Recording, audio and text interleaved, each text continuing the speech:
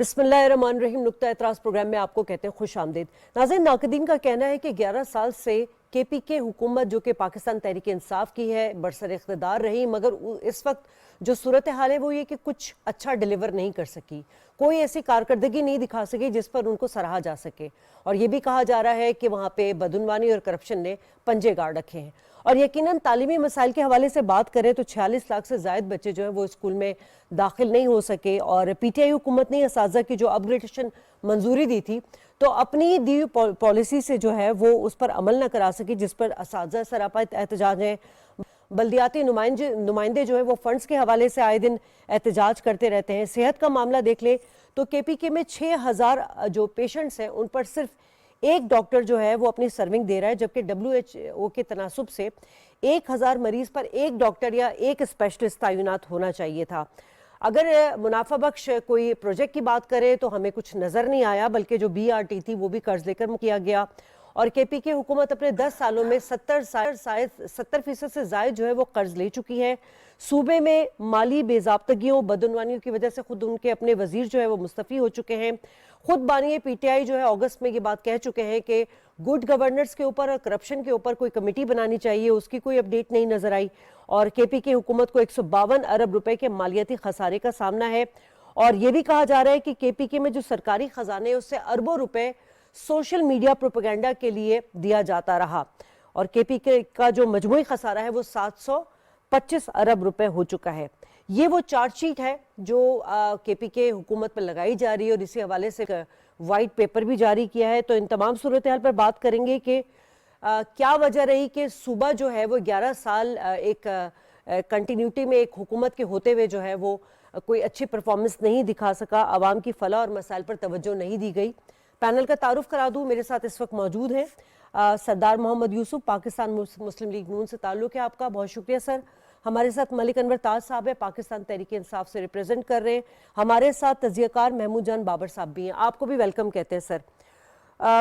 मलिक साहब, यकीनन आपने बात तो सुन ली होगी, तो मेरा सवाल पहला यही बनता है कि जो तमाम आप लोगों पे इल्ज़ामात हैं और जिसका बाकायदा वाइट पेपर भी जारी कर दिया गया है, तो आप लोग अपनी जस्टिफिकेशन में क्या कहना चाहेंगे? बिस्मिल्लाहिर्रहमानिर्रहीम। सबसे पहले तो शुक्रिया। इस तरह है कि KPK की हिस्ट्री है 1947 से लेकर अभी तक कि KPK ने किसी सियासी पार्टी को दूसरी दफ़ा मुंतखब नहीं किया, और ये तीसरी दफ़ा है कि PTI को वोट दे रहे हैं और इमरान खान को KPK वोट कास्ट कर रहा है। और उसकी मिसाल आपके सामने है कि 2/3 मेजॉरिटी नहीं बल्कि उससे भी ज़्यादा, तकरीबन 100%, अगर उसमें वो थोड़ा सा दांधली न होती तो 100% क्लीन स्वीप KPK में पाकिस्तान तहरीक इंसाफ ने की है। वजह इसकी ये है कि वहाँ के अवाम के PTI से मुतमईन है। ये जो वाइट पेपर इसने जारी किया है या चार्जशीट की है अतातारड ने, तो इसमें बिल्कुल सदाकत नहीं है, ये बिल्कुल गलत है। मैं आपको एक बात बताना चाहता हूँ कि ये कह रहा है कि 725 अरब का कर्जा है। एक तो ये अंदाज़ा लगा ले कि शहबाज शरीफ की आखिरी 2 साल में 27,000 अरब कर्जा लिया गया। KPK में अगर 750 अरब कर्जा है तो इससे नवाज शरीफ से पहले जब इमरान खान की हुकूमत थी तो डॉलर की रेट थी 178। जब शहबाज शरीफ की हुकूमत 2 साल गुजरी तो उसके बाद डॉलर की कीमत हो गई 280। उस वजह से 300 अरब तो उसमें इजाफा हुआ, 450 अरब था लेकिन 300 अरब उसमें इजाफा हुआ, 725 अरब बन गया। ये इसलिए ये मैं कह रहा हूँ कि ये 725 अरब तो 77 साल में ली है, और फेडरल गवर्नमेंट एक महीने में 750 अरब ले रही है, एक महीने में शहबाज शरीफ। इसके साथ आप कंपैरिजन करें। दूसरी तरफ यही बात कर रहे हैं कि सोशल मीडिया के थ्रू इसने अरबों पैसे लगाए हैं। 1% कोई ये प्रूफ नहीं कर सकता कि सोशल मीडिया के थ्रू 1 पैसा भी लगा हो। हमारा जो इंफॉर्मेशन मिनिस्ट्री है उसमें किसी ने 1 पैसा भी नहीं लगाया। इवन एडवर्टाइजमेंट के लिए भी पाकिस्तान तहरीक इंसाफ की हुकूमत जो खैबर पख्तूनख्वा में है, एडवर्टाइजमेंट के लिए भी 1 पैसा नहीं दे रहा है। ये बिल्कुल सरासर इल्ज़ाम है। इसके अलावा ये जो कह रहा है कि KPK में कोई ख़ास मंसूबा नहीं है, और हेल्थ और एजुकेशन इसमें तबाह है। हेल्थ और एजुकेशन इसलिए तबाह नहीं है कि एजुकेशन में पाकिस्तान तहरीक इंसाफ की हुकूमत में 58,000 टीचर फेवरली मेरिट पर भर्ती हुई, 58,000 टीचर। इसके अलावा हेल्थ में 30 अरब सिर्फ आखिरी 9 महीनों में 30 अरब रुपए सिर्फ हेल्थ कार्ड के मद में पख्तूनख्वा के अवाम पे लगे। इस तरह की कोई ऐसी जो ये लगा कह रहे कि ये गलती है, ये गलती है, ये सारे इल्ज़ामात है। پاکستان تحریک انصاف کی حکومت سے پختونخوا کے عوام بھی خوش ہے، پختونخوا کے عوام اس کے ساتھ کڑی ہے۔ پختونخوا کے عوام اگر اس کے ساتھ آپ کمپیریزن کا پنجاب سے کر لے تو پختونخوا میں جو آئی ایم ایف نے ٹارگٹ دی تھی 45 ارب سرپلس کا، اور اس نے 106 ارب وہ ٹارگٹ اچیو کر لی، 45 ارب کے بجائے 106 ارب، اور پنجاب حکومت کو 150 ارب ٹارگٹ دیا تھا اور اس نے 160 ارب اس میں خسارہ کیا۔ تو آپ اگر کمپیریزن کر لیں تو پنجاب حکومت ٹک ٹاک پہ چل رہی ہے اور کے حکومت ہے وہ گراؤنڈ پہ صحیح کام کر رہا ہے۔ ٹھیک ہے، تو سردار صاحب کیا جواب دینا چاہیں گے؟ آپ نے تو ڈیٹیل میں بات سن لی ملک صاحب کی، آج بیرسٹر صاحب نے بھی یہی کہا ہے کہ جو چارج شیٹ ہے یہ کے پی کے کھاتے میں خامخواہ ڈال دیا گیا ہے۔ بسم اللہ الرحمن الرحیم، شکریہ جی۔ یہ جتنے بھی چارج ہوئے ہیں فیکٹ اور فگر بالکل موجود ہیں اور اس کے مطابق وائٹ پیپر شائع ہوا ہے، اور یہ بھی حقیقت ہے کہ واقعی 47 سال میں یہ واحد ایک پارٹی ہے جس کو تیسری دفعہ یہاں حکومت ملی ہے، ٹھیک، اور 3 دفعہ کسی بھی پارٹی کو اگر حکومت ملے کسی صوبے میں تو اس صوبے میں تو 4 چاند لگائے جا سکتے ہیں، لوگوں کے مسائل ان کی دہلیز پر حل ہو سکتے ہیں، ڈیولپمنٹ کے کام چاہے ایجوکیشن ہے، چاہے ہیلتھ ہے، چاہے اس کے ساتھ روڈز ہیں، یہ ساری صحیح طریقے سے بن سکتی ہیں۔ لیکن چونکہ جو گراؤنڈ ریالٹی ہے وہ آپ دیکھ سکتے ہیں، یہ جس طرح ملک صاحب بھی کہہ رہے ہیں شاید ان کے پاس یہ سارے فگر ہوں گے، لیکن یہ ساری جو چیزیں ہیں یہ صرف کہنے میں سننے میں ہیں لیکن دیکھنے میں نظر نہیں آتی۔ جہاں کے پی کے کی حکومت پورے صوبے کی صورتحال ہے وہ ہمارے سامنے ہے۔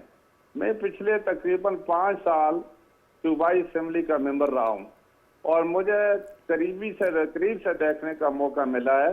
میں سب سے پہلے صوبائی اسمبلی کا ممبر 1985 میں بنا تھا، اور اس کے بعد پھر میں 2018 میں گیا، تو میں نے دیکھا کہ یہ صرف جو ان کی باتی زبانی دعوے ہیں، حقیقت کا ان سے کوئی تعلق بھی نہیں ہے، کیونکہ جو صوبے میں اگر ایجوکیشن کی یہ بات کرتے ہیں اتنے رقم خرچ انہوں نے کی لیکن عوام کو کوئی فائدہ نہیں ہوا، وہ خرچ کدھر گئی؟ وہ کرپشن وہ خرد ہوئی وہ کدھر گئی وہ بتائی جائے۔ اب بھی میں اپنے ضلع کی بات کرتا ہوں کہ ہمارے ضلع میں جو آج کووڈ کی وجہ سے سکول تھے تقریباً 200-250 اب تک نہیں بن سکے، پرائمری سکول کوئی، مڈل سکول کوئی، اور اس کے ساتھ ہی یہاں پر جو ہاسپٹل کی بات کر رہے ہیں، دیکھیں یہ ہم نے اتنا خرچ کیا وہ خرچ کیا، لیکن دیکھیں آپ اسپتالوں کا وزٹ کریں، ایبٹ آباد جو کمپلیکس ہے کوئی بھی جا کر وزٹ کر سکتا ہے، وہاں پر جو ٹیبلٹ ہے اسپرو کی یا اسپرین کی وہ بھی نہیں ملتی۔ میں کئی دفعہ جاتا ہوں، میں دیکھتا ہوں مریضوں کو ڈاکٹر شکایت کرتے ہیں، اس کے ساتھ ہی مطلب وہاں کوئی انتظامات نہیں ہیں۔ پورے ہزارہ ڈویژن کے ایک بڑی ہاسپٹل ہے، اس کی صورتحال ہے، باقی تو چھوڑیں۔ یہ جو کہہ رہے ہیں نا جس طریقے سے صوبائی حکومت کا دعویٰ ہے کہ ہم نے یعنی بڑی اصلاحات کی، اصلاحات ہوتی تو عوام کو ڈائریکٹ فائدہ ہوتا۔ اگر 47 لاکھ بچے ابھی تک سکولوں میں نہیں جا سکے، داخل نہیں کر سکے، اگر اس کے ساتھ ہی یہاں پر کوئی اس طرح کی یونیورسٹی نہیں بنا سکے جس کی وجہ سے آج جو 34 یونیورسٹیاں ہیں ان کی حالت یہ ہے کہ بہت سارے کیمپس مالی بحران کی وجہ سے بند کر رہے ہیں، جس طرح سواس میں آپ نے سنا ہوگا کہ وہاں پر بھی بند کر دیے گئے، اور اسی طریقے سے میں ہزارہ میں جو یونیورسٹی ہیں، ہزارہ یونیورسٹی دیکھیں یا ایبٹ آباد کی سائنس اینڈ ٹیکنالوجی یونیورسٹی ہے یا اس کے ساتھ باقی سبھی اس وقت اس کا بحران کا شکار ہیں، اور ان کو گرانٹ وغیرہ کچھ اس طرح کی نہیں مل سکی جس سے کہ وہ یونیورسٹی اپنے اخراجات بھی پورے کر سکے یا صحیح طریقے سے چلا سکے۔ ٹھیک ہے، جو اصلاحات کی بات کر رہے ہیں، یہ جو وائٹ پیپر ہے بالکل یہ حقیقت پر مبنی ہے اور یہ حقائق ہیں، اس سے کوئی نظر نہیں چڑھا سکتا، کیونکہ دیکھنا یہ چاہیے کہ ڈائریکٹ عوام کو کیا اس سے فائدہ ملا ہے۔ بی آر ٹی جو ہمارے سامنے ہے وہ سکینڈل چل رہا ہے، اس کی انکوائری وغیرہ تو ابھی تک وہ بھی ٹھیک ہے۔ مکمل نہیں ہوئی۔ چلیں میں محمود صاحب کو بھی شامل گفتگو کرتی ہوں۔ محمود صاحب آپ چونکہ وہیں سے تعلق رکھتے ہیں، آپ 725 अरब جی रुपए का अगर آپ کو موقع घोटाला دوں है, گی तो ये سردار صاحب. मामला पंजाब के साथ करे, खुद ब खुद पता चल जाएगा. मरकजी हुकूमत ٹھیک ہے ने جی अपनी ٹھیک ہے जिम्मेदारी पूरी की है. ٹھیک ہے. محمود صاحب آپ چونکہ خود وہیں سے تعلق رکھتے ہیں اور ایک صحافی بھی ہیں، تو آپ کا کیا تجزیہ ہے کہ یہ کے پی کے حکومت نے 11 سال میں کیا ڈیلیور کیا؟ کیا عوام واقعی ان کی کارکردگی سے مطمئن ہے؟ دیکھیں حج، ایک بات تو آپ کو ضرور ذہن میں رکھنی ہوگی، یہ جو آپ نے انٹرو میں ساری باتیں بتائیں، اگر یہ تمام مسائل یہاں ہوتے تو پھر یہاں ہونا چاہیے کہ تمام کے تمام لوگ سڑکوں پہ ہوں اور وہ سڑکوں پہ بیٹھے ہوں اور وہ احتجاج کر رہے ہوں. لیکن یہاں کے لوگوں کا مسئلہ کچھ اور ہے. آپ جس طریقے سے پیٹرول کو لیٹر سے ناپتے ہیں اور جو باقی چیزیں ہوتی ہیں اس کو کلو میں لیتے ہیں، یہاں کے لوگوں کا مسئلہ کچھ اور ہے. وہ ان سے آج تک مجھے جو سمجھ آئی ہے وہ یہ ہے کہ لوگ ان سے مانگتے ہی نہیں ہیں کہ وہ پرفارمنس اپنی شو کریں، کیونکہ انہوں نے پرفارمنس، ابھی میں نے خود جتنے طریقے انصاف والوں سے میں بات چیت کرتا رہا ہوں، وہ یہی کہتے ہیں کہ لوگ ہم سے پرفارمنس مانگتے ہی نہیں ہیں. ہمارا تو مسئلہ ہے یہ اس الیکشن سے پہلے جو بن گیا تھا وہ یہ تھا کہ ہم اپنا مسئلہ حل کریں، جو کہ 9 مئی کے بعد بنا تھا، اور جو ہمارے لوگ گرفتار ہیں انہیں رہا کروائیں. اور جب تک یہ مسئلے ختم نہیں ہوتے ہم گورننس کی طرف نہیں جا سکتے. تو آپ لوگ جس گورننس کی بات کر رہے ہیں وہ اس صوبے میں انڈر ڈسکشن ہی نہیں ہے، یہاں پہ اس پہ بات نہیں ہو رہی. جب آپ اسمبلی کے اجلاس میں جاتے ہیں تو وہاں پہ کھڑا ہر ایم پی اے یہ بات کرتا ہے، وہ یہ لوگوں کو بتاتا ہے کہ میں جب یہاں آ رہا تھا تو میرے حلقے کے لوگوں نے مجھے کہا کہ کام کرتے ہو یا نہیں کرتے ہو، کوئی پروجیکٹ لاتے ہو یا نہیں لاتے ہو، لیکن ہمیں یہ بتاؤ کہ جو بانی چیئرمین ہے پی ٹی آئی کے اس کو کب واپس لاؤ گے. تو وہ سب لوگ کا جو ایک وہ ہے، یہاں پہ ایک عجیب سا سٹیٹ آف مائنڈ ہے. لوگ تو یعنی کسی اور چیز کی طرف نہیں دیکھ رہے. یہاں پہ آپ دیکھیں باقی صوبوں میں ہم دیکھتے ہیں کہ باقی صوبوں کے وزرائے اعلیٰ آ کے پروجیکٹس کا افتتاح کرتے ہیں. یہاں پہ پروجیکٹ کا افتتاح نہیں ہوتا، یہاں پہ جلسے جلوس کا افتتاح ہوتا ہے، لوگ اس سے خوش ہوتے ہیں اور ان کو یہ پتہ ہے کہ لوگ اس سے خوش ہو رہے ہیں تو وہ اس لیے وہ کر رہے ہیں. تو اس میں آپ اس کو صرف لیکن حکومت محمود کو یہ بھی تو الزام نہیں ایک محمود صاحب یہ بھی ایک سرٹن کوئی کیٹیگری ہوگی نا، وہاں پہ عوام جن کو تعلیم نہیں ہے، جن کو صحت میسر نہیں ہے، لا اینڈ آرڈر کی سچویشن آپ دیکھیں، پارا چنار کا معاملہ اب تک حل نہیں ہو سکا. یہ تمام چیزیں بھی تو عوام کے لیے میٹر کرتی ہیں. میں آپ کو بتاتا ہوں، یہاں پہ 2-3 قسم کے لوگ ہیں سیاسی لحاظ سے. ایک وہ لوگ ہیں جو کہ سلیپنگ موڈ میں جا چکے ہیں، جو کہ عام لوگ ہیں جن کا کسی سیاسی جماعت کے ساتھ تعلق نہیں ہے. ایک جو یہاں کی اپوزیشن ہے اس کو میں سلیپ کہوں یا ڈیڈ اپوزیشن کہوں، ان کے پاس کہنے کو کچھ ہے نہیں. پھر تیسری جو قوت ہے وہ ہے تحریک انصاف. تحریک انصاف روزانہ کی بنیاد پہ اپنے لوگوں کو صبح سوشل میڈیا پہ ایک نیریٹو دیتی ہے، وہ یہ بیان دیتی ہے کہ ہمارے اتنے لوگ مارے گئے ہیں، چاہے وہ سچ ہو یا جھوٹ ہو، لیکن وہ اپنے لوگوں کو انگیج رکھتی ہے. وہ یہ لوگوں کو کہتی ہے کہ وفاق کے پاس ہمارے پیسے ہیں، جب تک وہ پیسے نہیں ملیں گے اس صوبے کو ہم بہتر طریقے سے نہیں چلا سکیں گے. لوگ اس پہ یقین کر لیتے ہیں. وہ لوگوں کو یہ بتاتے ہیں کہ جو بانی چیئرمین ہیں پی ٹی آئی کے، وہ اس وقت جیل میں ہے اور ان کی زندگی کو خطرہ ہے. تو وہ اپنے لوگوں کو ہمیشہ ایک گرم رکھتے ہیں تاکہ وہ ہمیشہ جاگتے رہیں، ان کے ساتھ رہیں، ان کی بات مانتے رہیں، ان کے نیریٹو کو بائی کرتے رہیں. تو باقی جو پارٹیاں ہیں، تو باقی جو عام لوگ ہیں وہ الگ سٹیٹ آف مائنڈ میں ہیں. پھر دہشت گردی والے جو علاقے ہیں وہاں کے لوگوں کے اپنے مسائل ہیں. پھر یہاں کے جہاں پہ دہشت گردی نہیں ہے یہاں پہ لوگوں کے اپنے مسائل ہیں. یہاں پہ جو سب سے بڑا مسئلہ ہے پشاور اور یہ جو وادی پشاور ہے، جو 7-8 اضلاع ہیں، وسطی خیبر پختونخوا جسے کہتے ہیں، یہاں پہ لوگوں کا مسئلہ معیشت کا ہے، یہاں پہ لوگوں کا مسئلہ گرانی کا ہے، یہاں پہ جو گران فروشی اور مہنگائی ہے اس کا مسئلہ ہے. لوگوں کی قوت خرید ختم ہو چکی ہے. آپ چیزیں جتنی بھی سستی کر لیں، جیسے کہ وفاق کہتا ہے کہ ہم نے تو بہت مہنگائی ختم کر لی ہے، مہنگائی تو وہ کہتے تو ہیں لیکن پتہ نہیں وہ کہاں ختم ہوئی. یہاں پہ آپ آئیں تو آپ کو معلوم ہو جائے گا. خیبر پختونخوا کو وہ اس وقت سیاسی کنفرنٹیشن کے لیے استعمال کر رہے ہیں. یہاں کی جو حکومت ہے وہ بھی اسے سیاسی کنفرنٹیشن کے لیے استعمال کرتی ہے. حالانکہ وفاق یہاں پہ بہت کچھ کر سکتی ہے. وفاق نے جب یہاں پہ پی ٹی ایم نامی تنظیم کو پابند کرنے کے لیے، انہیں روکنے کے لیے خیبر پختونخوا کی پولیس کو آ کے خود اٹھایا اور ان کی طرف چل پڑے، تو وفاق یہاں پہ آ کے 2-3 بڑے پروجیکٹ بھی شروع کر سکتی ہے تاکہ لوگوں کو فرق کا پتہ چلے کہ پی ٹی آئی کی یہ حالت ہے اور وفاق کی حکومت کی یہ حالت ہے. وفاق ان کے ساتھ صرف سیاسی جنگ لڑ رہا ہے.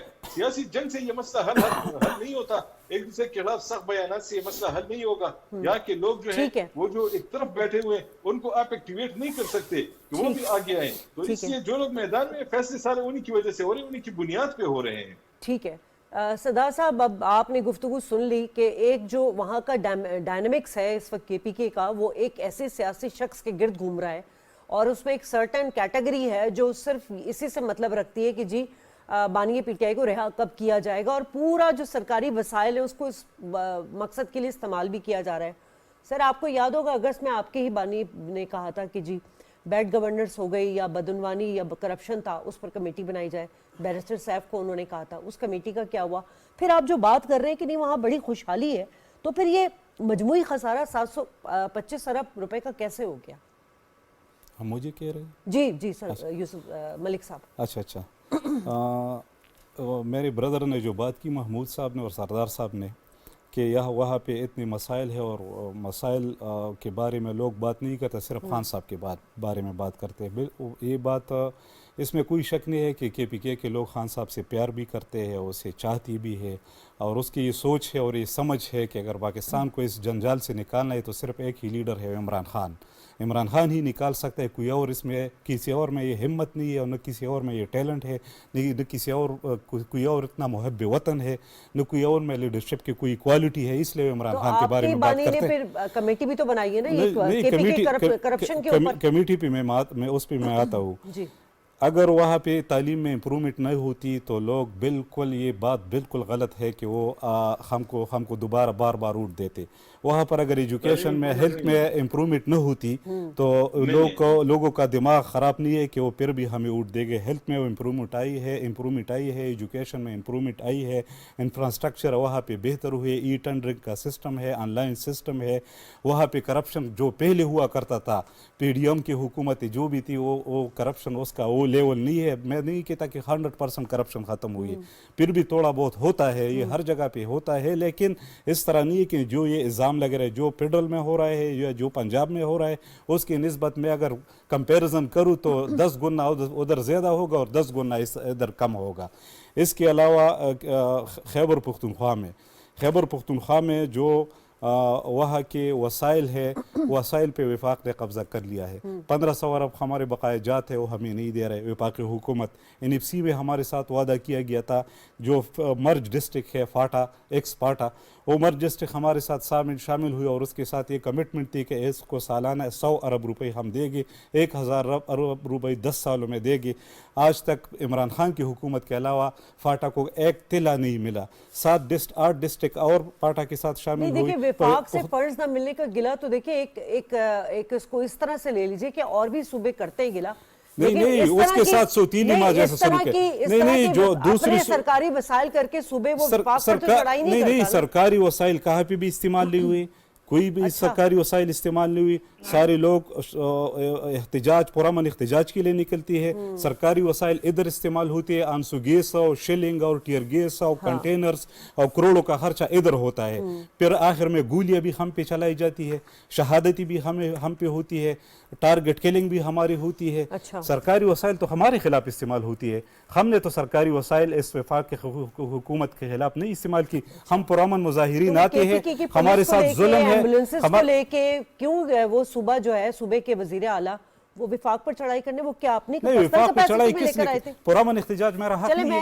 نہیں پرامن احتجاج میرا حق ہے، میں پرامن احتجاج کے لیے آتا ہوں تو میرے ساتھ کنٹینر کیوں پوری دنیا نے دیکھے نا. مطلب آپ جو بات کر رہے ہیں کہ کوئی سرکاری وسائل استعمال نہیں ہوا، وہ تو پوری دنیا نے دیکھا ہے. نہیں سرکاری وسائل کون سی استعمال پولیس آپ لوگ کی پرسنل کیپیسٹی میں، کے پی کی پولیس آپ لوگ کی پرسنل کیپیسٹی میں نہیں کے پی کے پولیس یا ہمارے پاس ایمبولینسز استعمال کی یا دیگر چیزیں استعمال کی، وہ کیا آپ لوگوں نے پرسنل کیپیسٹی میں صرف استعمال سی ایم کے پاس اپنے پروٹوکول ہوتی ہے اور پروٹوکول کے علاوہ اس کے ساتھ کچھ بھی نہیں ہوتا. چلے سردار صاحب اس کا جواب آپ دے دیں گے تو بہتر ہوگا. سر جی بالکل، اصل میں حقیقت کا اعتراف کرنا چاہیے.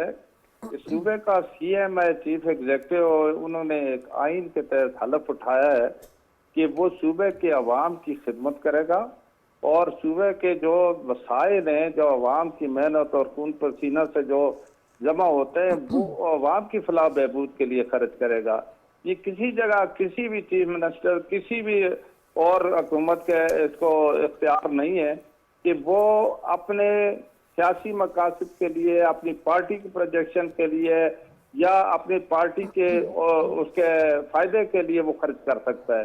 لیکن یہ پہلی حکومت ہے جو ہم نے دیکھی ہے کہ وزیر اعلیٰ لا و لشکر سمیت اور سرکاری گاڑیوں سمیت، سرکاری جو پولیس سمیت وہ اسلام آباد پر چڑھائی کرتا ہے، حالانکہ یہ اس کا کام نہیں ہے، یہ اس کی ذمہ داری بھی نہیں ہے۔ جب وہ کرم صوبے میں کا لوگ صدر ہے، شہید صدر ہو وہ گئے کر سکتے ہیں۔ اور وہ اس ٹائم اسلام آباد پہنچے ہوئے تھے، پھر جو 1122 کی جو گاڑیاں وہ ابھی تک وہاں پر ہیں، موجود ہیں، اور اس کے ساتھ جو پولیس کے اہلکار ہیں وہ کئی دفعہ مطلب پکڑے ہوئے، گرفتار بھی ہوئے، ساری چیزیں ہوئی ہیں۔ اس کے علاوہ انہوں نے اس دوران مجھے بتائیں کون سے ترقیاتی کام کیا ہے؟ کسی جگہ بڑی کوئی موٹر وے بنائی ہے، کسی جگہ یہاں ڈیم انہوں نے لگایا ہے، کسی جگہ انہوں نے کوئی بڑی جو ہاسپٹل بنائی ہے۔ یہ سارے جو ہیں وسائل ساری دنیا سمجھ جانتی ہے کہ جتنے بھی وسائل ہیں انہوں نے ایک بات، خان کو رہا کرو، خان کو رہا کرو۔ کیا آئین میں یہ چیز تھی کہ تو آپ ٹھیک ہے احتجاج کریں، لیکن یہ گراؤ جلاؤ کون سا پرامن احتجاج ہے؟ یہ کون سی جو رائفلوں کے سمیت، اسلحہ کے سمیت، ڈنڈوں کے سمیت اور پتھروں کے گلیلوں کے سمیت اور پھر گیس کے سمیت جو احتجاج کیا جا رہا ہے، یہ تو ساری جو چیز ریکارڈ پر موجود ہے، میڈیا کے لوگ تھے، ساری مطلب ہے، آپ نے بھی دیکھا، ہم سب نے دیکھا، یہ تو کسی جگہ بھی پرامن، کس طرح پرامن کہہ سکتے ہیں؟ یعنی عجیب سی بات ہے، پرامن احتجاج جس کو کہتے ہیں، پھر دہشت گردی کس کو کہتے ہیں؟ اگر اس کو پرامن احتجاج کہتے ہیں تو پھر تو بہت سارے لوگ جو حملہ کر رہے ہیں پاکستان پر، پاکستان کے شہریوں کو جو نقصان پہنچا رہے ہیں، ان کو مار رہے ہیں، تو پھر وہ بھی پرامن ہو سکتے ہیں۔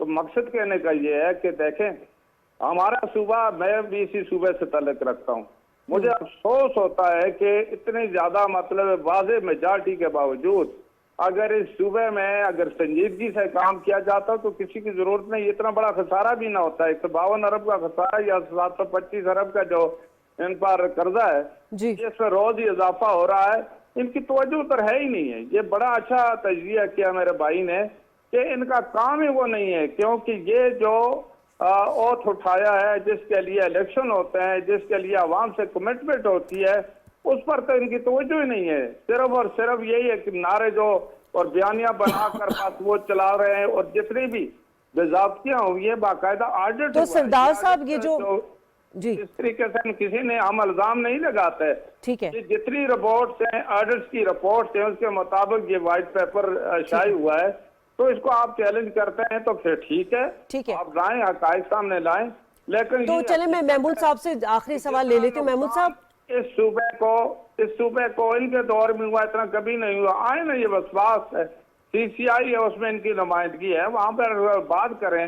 ہم نے ان کو دعوت دی ہے کہ آپ آئیں، اس صوبے کے حقوق کے لیے ہم آپ کے ساتھ ہیں۔ ہمارا سر ابھی اے پی سی کال کی گئی تھی، اس میں تو پی ٹی آئی گئی نہیں تھی، جبکہ امن جرگہ کیا تھا، پی ٹی آئی کی جانب سے تمام جماعتیں پہنچ گئی تھیں۔ یہ تو ان کی سنجیدگی ہے، جو بقایا جات حاصل کرنے کے لیے کوئی احتجاج کیا۔ محمود صاحب، آپ نے ایک جو بات کی کہ عوام کو اس سے کوئی سروکار نہیں ہے، مطلب عوام کے دماغوں میں ایک بیانیہ بنا دیا گیا ہے، عوام کو اس سے کوئی مطلب نہیں کہ لا اینڈ آرڈر کی سچویشن کیا ہو رہی ہے یا صحت اور تعلیم پر کیا چیزیں ہو رہی ہیں، لیکن کیا یہی وجہ ہے کہ پی ٹی آئی کی صوبائی حکومت کرپشن جو بڑھی ہے، اس کی وجہ بھی یہی کہ کوئی اکاؤنٹیبلٹی نہیں ہے عوام کی طرف سے؟ دیکھیں، ایک تو ہوتی ہے نا کرپشن، ایک ہوتا ہے ایک ایسا رویہ کہ آپ کہیں کہ یہ تو ہمارا حق ہے، یہ تو ہم استعمال کریں گے۔ جس طرح آپ دیکھیں 26 نومبر کو جو لوگ اس احتجاج کے دوران وہ جاں بحق ہوئے، تو ان سب کے گھروں میں 1-1 کروڑ روپے سرکاری خزانے سے دیا گیا۔ اب آپ اس کو کرپشن نہیں کہہ سکتے، لیکن یہ فنڈ جو ہے یہ جا رہے ہیں، یہ عوام کے پیسے ہیں۔ آپ کی یونیورسٹیاں جو ہیں وہ مالی بحرانوں کا تمام شکار ہیں، لیکن جو لوگ باہر جا کے احتجاج میں مرتے ہیں، آپ ان کو تو پیسے دیتے ہیں، لیکن آپ کی 34 میں سے 18 یونیورسٹیوں کے وائس چانسلر نہیں ہیں، آپ کی یونیورسٹیاں مزید چلانے کے قابل نہیں ہیں، آپ یونیورسٹیوں کی زمینیں بیچ رہے ہیں، آپ کے پاس جو ہے باقی معاملات کے لیے اپنے پیسے نہیں ہیں۔ اور یہ دیکھیں کہ یہ جو لوگ اب یہ چیزیں دیکھ رہے ہیں، لیکن بات یہ ہے کہ لوگوں کو اس وقت کوئی الٹرنیٹ وہ بھی نہیں مل رہا، کوئی متبادل بیانیہ بھی نہیں مل رہا۔ اور اس میں جو سب سے بڑی غلطی ہوئی ہے، جو یہ P T I us position پہ آئی ہے، یہ اس علاقے کے لوگوں کے، جب آپ تھوڑا سا ان کی نفسیات کو سمجھیں گے تو آپ کو سمجھ آ جائے گی۔ جو الیکشن سے پہلے ان کے بانی پی ٹی آئی اور ان کے حوالے سے جو سخت فیصلے آئے اور ان کو سزائیں ہوئیں، تو یہاں کے لوگوں نے کہا کہ یہ تو ان کے ساتھ زیادتی ہو رہی ہے، یہ ہمیشہ اپوزیشن کے ساتھ کھڑے ہونے والے لوگ ہیں، آپ کو یاد ہوگا کہ ماضی میں بھی جتنی تحریکیں پاکستان میں کسی بھی حکومت کے خلاف شروع ہوئی وہ پشاور سے شروع ہوتی تھی. تو یہاں کے لوگوں کا اپنا ایک مزاج ہے, وہ اس کے لیے کھڑے ہو گئے. اب وہ کہتے ہیں کہ جو بھی ہو, یہ غلط ہو یا ٹھیک ہو, ہم ان کے ساتھ ہیں. تو آپ کو یہاں کے حوالے سے جب آپ بات کرتے ہیں, آپ کسی بھی اور علاقے کے بارے میں بات کرتے ہیں, وہاں پہ آپ موازنہ کرتے ہیں, سیاسی موازنہ بھی کرتے ہیں, وہاں پہ کارکردگی کا موازنہ بھی کرتے ہیں, یا آپ یہ دونوں نہیں کر سکتے. اس حکومت سے پہلے یہاں پہ آپ کو یاد ہوگا محمود خان صاحب کی حکومت تھی, وہ بہت ہی شریف النفس انسان تھے, سارا کا سارا اختیار اس وقت خود بانی پی ٹی آئی کے پاس تھا, وہ وزیر اعظم تھے. تو یہاں پہ صوبے میں کسی کے پاس یہ اختیار نہیں تھا کہ وہ یہاں پہ کوئی کام کرے. وہ اسلام آباد سے صوبہ کنٹرول ہو رہا تھا, اس وقت کچھ بھی نہیں ہوا اس صوبے میں. ہاں پر سڑک کے وقت میں ایک بی آر ٹی شروع ہوئی تھی, اور وہ جو آخر میں ایک ہیلتھ کارڈ اس نے شروع کروایا تھا, اس کے بعد مجھے نہیں یاد کہ یہاں پہ کچھ ہوا ہو. لیکن بات یہ کہ لوگ ان کو بھی کچھ نہیں کہتے.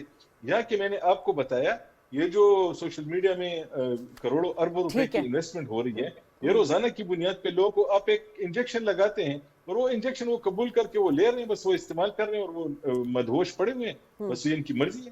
ٹھیک ہے, چلیں میں تینوں مہمانوں کو شکریہ ادا کرنا چاہوں گی. پہلے سیگمنٹ کا وقت ختم ہوا. یقیناً اس وقت جو ہے کے پی کے صوبائی حکومت کا جو ان کی اپنی آفیشیل سائٹ پر جو ہے وہ یہ ہے کہ خزانے کو 12 ارب روپے سے زائد کا نقصان ہوا. یہ کیسے ہوا, اس پہ ہم نے کی بریک لیں گے. ناظرین, بریک سے واپس آئیں گے تو بات کریں گے امریکہ کے معاشی بحران کے حوالے سے. عالمی مالیاتی نظام میں ڈالر جو ہے وہ قدر کھونے لگا ہے, اور یہ جو ہے کیا عالمی منظرنامہ بنے گا, اس پر بات ہوگی اس بریک کے بعد.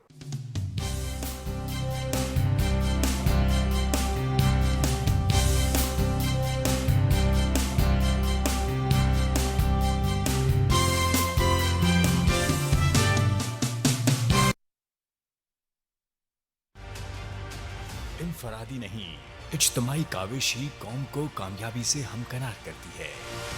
اس سے پہلے کہ پولیو ہمارے بچوں کو عمر بھر کے لیے معذور بنا دے, انہیں پولیو کے قطرے ضرور پلوائیں. محکمہ صحت کی ٹیموں سے تعاون کرتے ہوئے ذمہ دار شہری ہونے کا ثبوت دیں, کیونکہ صحت مند بچے ہی کل کے روشن مستقبل کی ضمانت ہیں. پولیو سے پاک پاکستان, ہر بچے.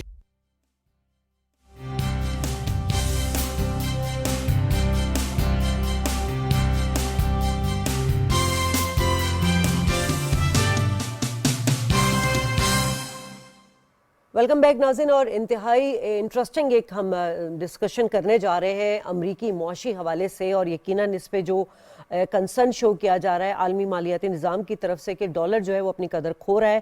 دوسرا, متعدد ممالک کا جو ہے امریکہ پر ڈسٹرسٹ کا بھی اظہار کیا جا رہا ہے, اور یقیناً جو آئی ایم ایف کے مطابق گلوبل جو فارن ایکسچینج ریزروز ہیں اس میں امریکی ڈالر کا حصہ جو ہے وہ 29 سال میں کم ترین سطح پر آ چکا ہے. اس کے کیا امپیکٹس ہوں گے, اس پر بات کریں گے. میرے ساتھ اسٹوڈیو میں موجود ہیں تجزیہ کار مہتاب حیدر صاحب. بہت شکریہ سر, آپ تشریف لائے.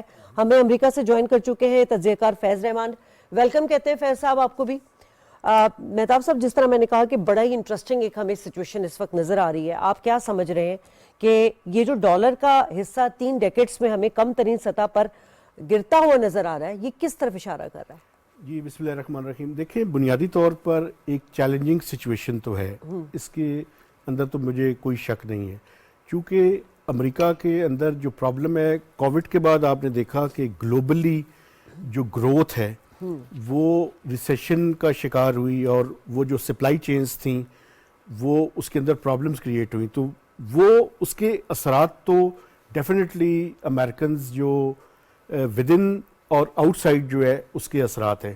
ابھی آپ یہ دیکھیں کہ جو آئی ایم ایف کی بھی اسیسمنٹ ہے بیسیکلی وہ انہی چیزوں کو جو ہے وہ انڈیکیٹ کر رہی ہے. آپ نے دیکھا کہ پہلے انفلیشنری پریشرز جو ہے وہ پوری دنیا میں آئے. ابھی آپ انٹرنیشنل مارکیٹ میں اگر کموڈیٹیز اور آئل پرائسز کو دیکھیں تو وہ نیچے کی طرف جا رہی ہیں, لیکن باقی ممالک جو ہیں اور باقی جو گروپس ہیں, مثلا برکس جو ہے, انہوں نے آپ نے دیکھا کہ ایک آلٹرنیٹ کرنسی کی جو ہے وہ بات کر رہے تھے. اسی طرح سے ایس سی او کا یہاں پہ سمٹ ہوا, یہاں پہ بھی ڈسکشن ہوئی. ابھی وہ انیشل ڈسکشن ہے, لیکن چیلنجز امریکہ کے لیے بڑھ رہے ہیں.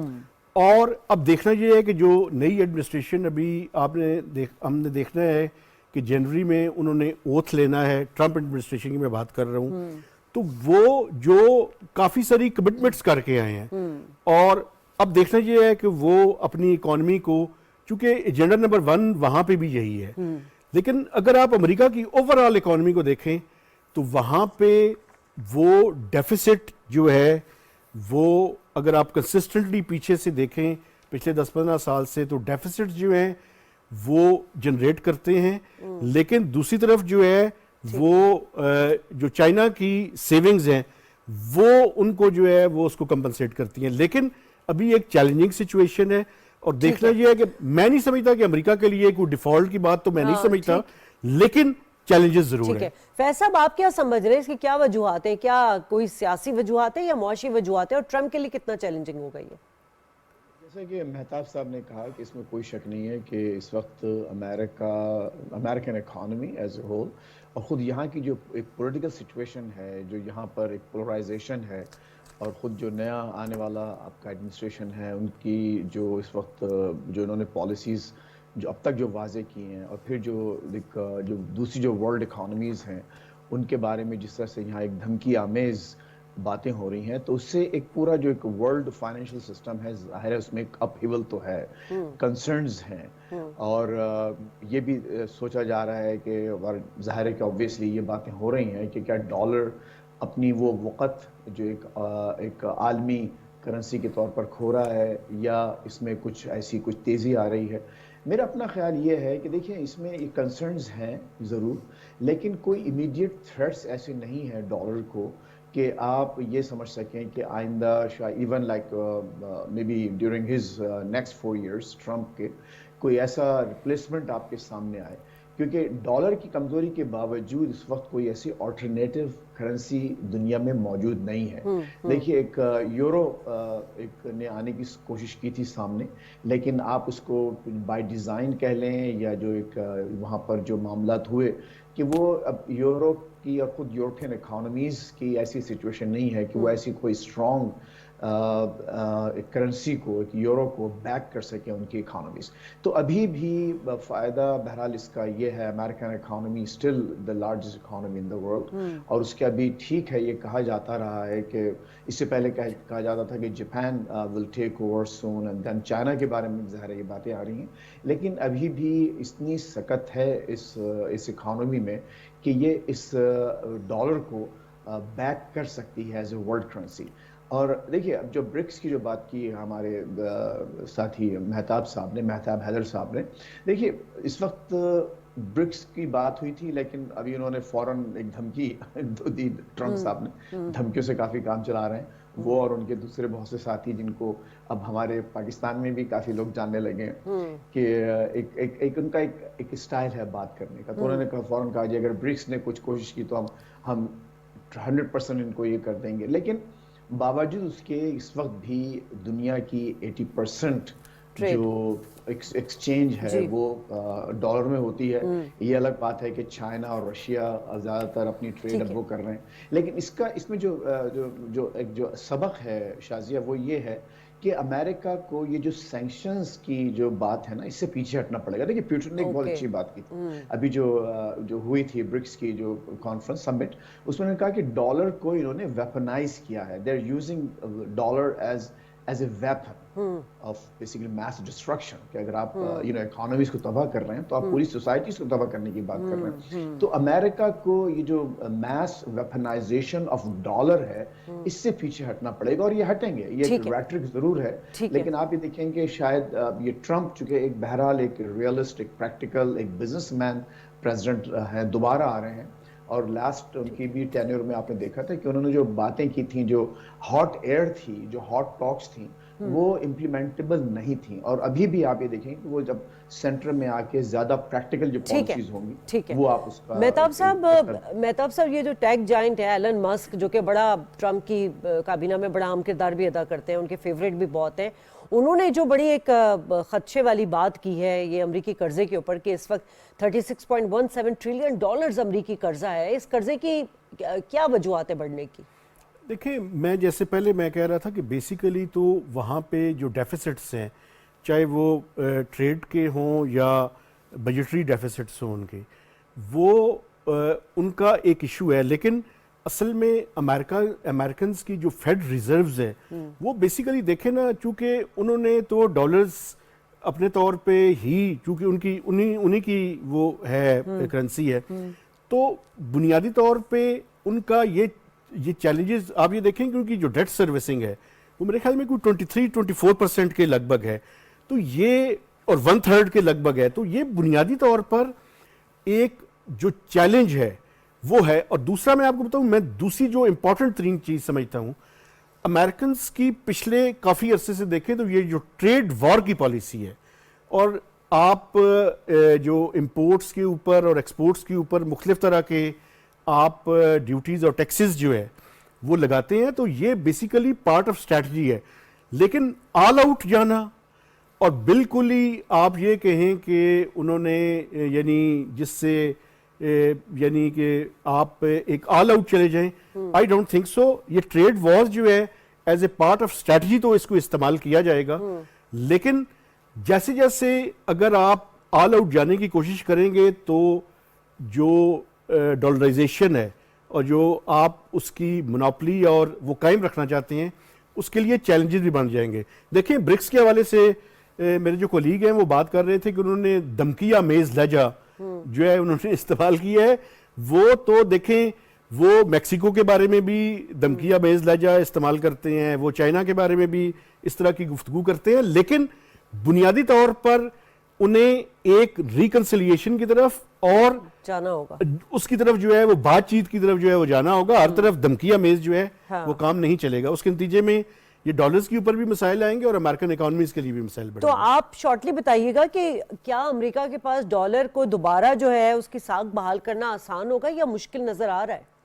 فیض صاحب جی دیکھیے، اس میں جو آپ نے جو ایلان مسک کے بارے میں جو سوال کیا تھا، پھر میں اس کا بھی جواب دیتا ہوں۔ دیکھیے جو ان کا جو ڈیٹ ہے، جو ایک جو فارن ڈیٹ ہے، وہی ان کی ڈالر کے استحکام کی ضمانت بھی ہے۔ یہ بڑا انٹرسٹنگ پوائنٹ میں آپ کو بتاؤں۔ دیکھیے اس وقت جو چائنا کے پاس جب 90s میں ایمرجنگ مارکیٹس کا جب ایک کرنسی کرائسس شروع ہوا تھا اور دنیا کی کئی کرنسیز بیٹھ گئی تھیں، ملائیشیا کا آپ کو معلوم ہے کیا حال ہوا، انڈونیشیا کا کیا حال ہوا، خود لیٹن امریکہ میں، تو اس کے بعد جو ورلڈ اکانومیز ہیں انہوں نے اپنے جو ریزروز ہیں وہ ڈالرز میں کنورٹ کرنا شروع کر دیا۔ اس وقت آپ کو معلوم ہے کہ امریکہ کے جو دو جو لارجسٹ کریڈیٹرز ہیں وہ UK برٹن اور دوسرا جو ہے چائنا، اور انہوں نے اچھا ڈیٹ کا مطلب یہ نہیں ہے کہ انہوں نے امریکہ کو قرضہ دیا ہوا ہے، اس کا مطلب یہ ہے کہ انہوں نے ان کی جو سیکیورٹیز ہیں، جو CDs ہیں، جو ٹریجری بانڈز ہیں، وہ خرید کر ریزروز اپنے اس میں کنورٹ کر کے رکھیں۔ کبھی کل کلاں کو ایسا ہو کہ اچانک کوئی واقعات ایسے ہوں کہ چائنا کی کرنسی بیٹھ جائے، تو وہ اپنے خود ریزروز، چائنا کے لیے اہم بات یہ ہے کہ وہ اپنے ریزروز، کرنسی ریزروز کو ڈالر میں رکھیں، کیونکہ dollar is probably the only currency right now. تو جو ڈیٹ ان کا ہے اس میں کوئی شک نہیں کہ وہ ایلان مسک ایک ڈفرنٹ ایک پرسپیکٹو سے بات کر رہے ہیں، لیکن اس میں کوئی شک نہیں کہ وہ ایک یہاں کے لیے ایک خطرے کی گھنٹی ضرور ہے، لیکن ساتھ ساتھ وہ ڈالر کو استحکام دینے کے لیے بھی، کیونکہ دوسری اکانومیز، چائنا کبھی یہ نہیں چاہے گا کہ ڈالر کی ویلیو گرے، ٹھیک ہے، UK کبھی نہیں چاہے گا، اور جو بڑے بڑے جو اس کے جو کریڈیٹرز ہیں جنہوں نے وہ ٹریجری بانڈز خریدے ہوئے ہیں ڈالر میں، وہ نہیں چاہتے کہ خریدے۔ اچھا اب آپ کی جو بات ہے کہ کیا یہ آئندہ آنے والے دنوں میں، جو آپ کا یہ سوال تھا کہ کیا ڈالر کیا واقعی، تو اس میں دیکھیے اس پہ فوری طور پہ، جیسے اگین یہ اسی جواب سے یہ میرا دوسرا جواب بھی لنکڈ ہے کہ فوری طور پر خطرہ اس لیے بھی نہیں ہے کہ دیکھیے خود جو ڈالر کو ایک انٹرنیشنل کرنسی بنایا گیا تھا، وہ ایک باقاعدہ انٹرنیشنل معاہدے کے تحت، بریٹن ووڈز جو 1944 میں ہوا تھا، تو جب تک کہ اقوام عالم خود بیٹھ کر یہ طے نہیں کریں گی کہ وہ آپ آئندہ کس کرنسی میں کریں گے، تو یہ بات آپ چلیں اب دیکھتے ہیں عالمی میں اضافہ کرنا چاہتا شارٹلی بتا دیجیے، پروگرام کا وقت انٹرڈیپینڈنس جو ہے نا یہ بڑی امپورٹنٹ ہے۔ ٹھیک ہے، اگر US کا بجٹ اور ڈیفیسٹ زیادہ ہے تو اس کی فائنینسنگ جو ہے وہ چائنا کر رہا ہے۔ ٹھیک ہے، چلیں آپ دونوں مہمانوں کو شکریہ۔ یقیناً عالمی مالیاتی منظرنامے میں اب کیا تبدیلی نظر آئے گی یہ تو وقت ہی بتائے گا۔ پروگرام سے اجازت لانے کے بعد